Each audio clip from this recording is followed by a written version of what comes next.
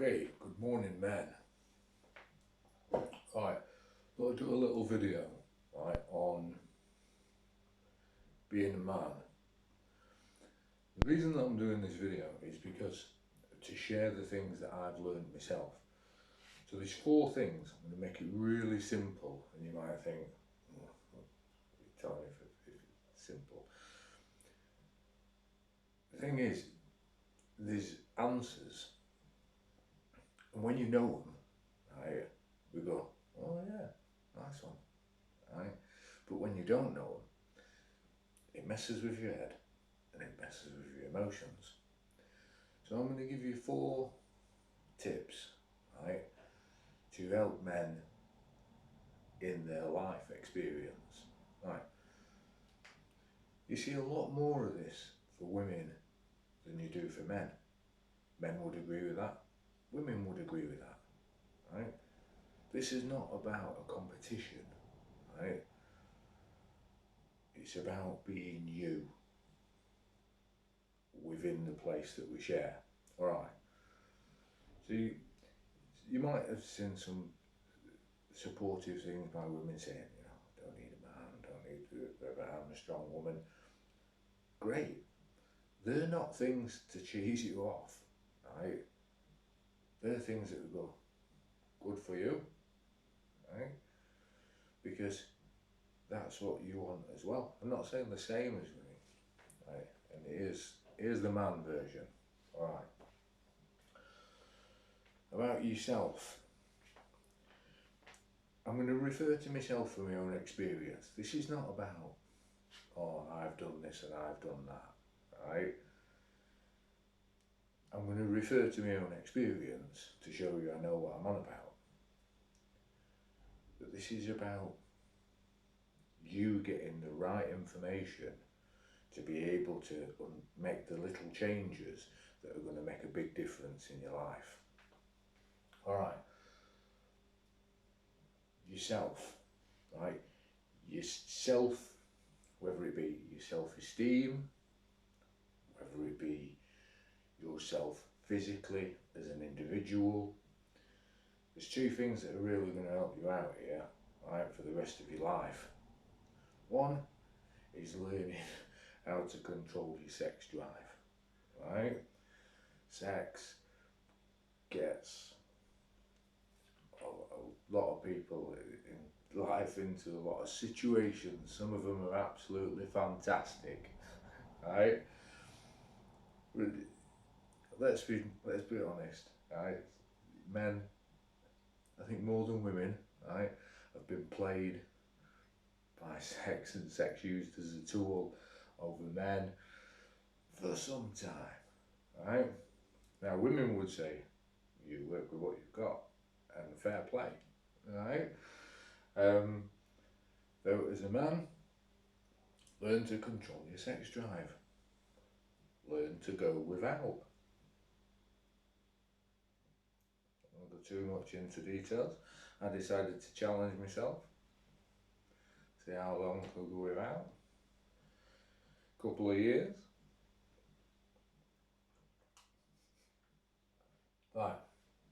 Something else in a physical sense, what you'll find, and I'm not going to go into the science of this too much, but physically, right, training, learn to control your sex drive. There's an energy within you, right? And I've got, since I've been, or let's make it a Transformers sort of thing, Transformers have energon, right? It's their energy source. You can look at sacred secretion and there's other explanations for it, of course there is, right? But it's your energy. You don't want to waste your energy. So controlling your release valve, and it gives you more energy. My training sessions have become stronger, developed, and that's within the sense of yourself. One, you're not getting played by sex. You decide who you want to chase that with, right? But on your own agreement, right? physically you'll be stronger. So that's how you help yourself. Home, own your space. Now what I mean by that, I've been a single parent, 2022, for over 11 years now. Yeah, fair enough. I've had a couple of relationships in that time. But it's been me living with my boys, I have 3 sons, since end of 2010. Right. I highly recommend living on your own. Whether you're just a bloke on your own, whether you're a parent, if you're on your own, you do things for yourself, right? Now the thing is, being able to do it on your own is extremely empowering, right? It doesn't particularly mean that you want to do it on your own, it just means that you can. And when you get into a partnership then, or any sort of relationship, right, it's more of a team effort rather than you needing to be looked after because you can't do a particular thing. Or another thing is you domineering, right, because somebody else needs looking after. What you want is 2 people who can do it and to share. You might do different things, different types, but it's about the sharing, it's about adding positives to a connection, not because you need it, right? You are everything that you need because you want it. Relationships are because you want relationships, not because you need them. So live on your own for a while. You might think after 6 months, yeah, do you know what, I can do everything. It might be, you know, the time differs depending on your own personal experience. So own your own space. Don't get possessive over it. Just own it. Right, if you're a father, some fatherly tips as a man. Like I say, my kids have always lived with me. Right?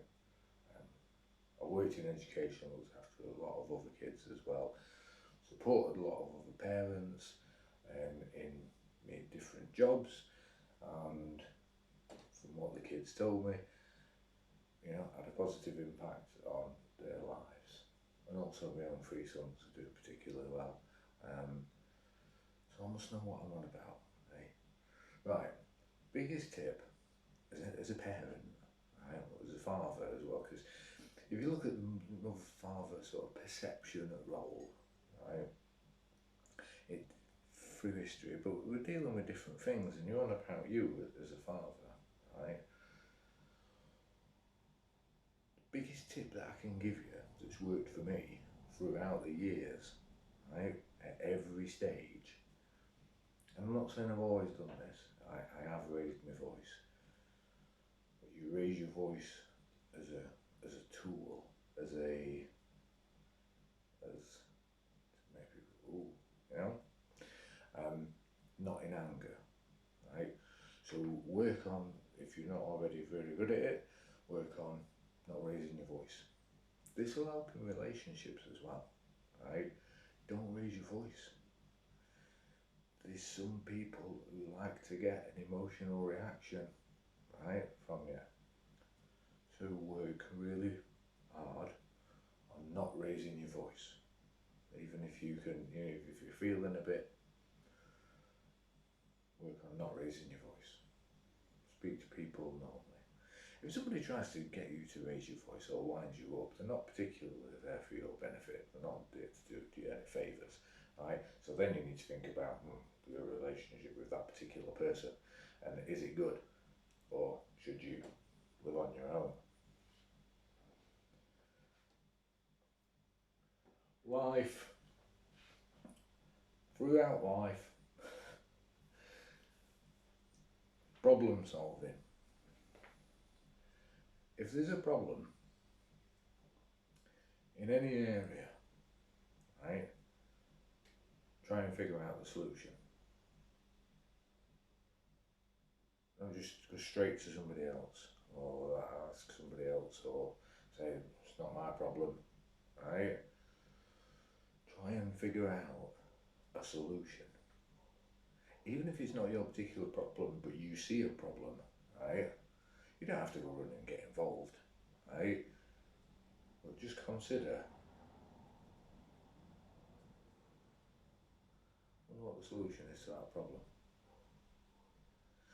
And that's a mental exercise, as well as your physical exercising, your emotional exercising, which is not raising your voice. The mental exercising is the problem solving, right? Now, your physical exercise, the more you do it, the stronger, the fitter you're going to be. Emotionally, you're going to be more settled, right? Them workouts. And then mentally, you're going to get quicker at solving problems. They're going to be easier, right? So they're the three areas. So just to run through them again, right? Look after yourself, right? Control your release valve, right? If you stress, if it's a stress relief thing, into your physical exercise, use that power. Don't lose that power. Right? Home, own it. Live on your own for a while. I don't mean own it like go and buy your house. I just feel comfortable within your own space. Right? If you're a father, one of the really great tips is not raising your voice. If you can control your voice, then people will listen to you more. And if you need to show guidance or raise the attention level of your children, and you raise your voice just an octave, an octave like an about octaves, but if you raise it just a little bit, pay attention. And you do that when you've got something important to say, right? Don't shout, otherwise all you are is just shouty. And that's what kids remember, right?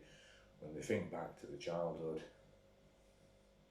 they'll remember what type of person you were. Life, try and get good at problem solving. It works. There you go. You'll see.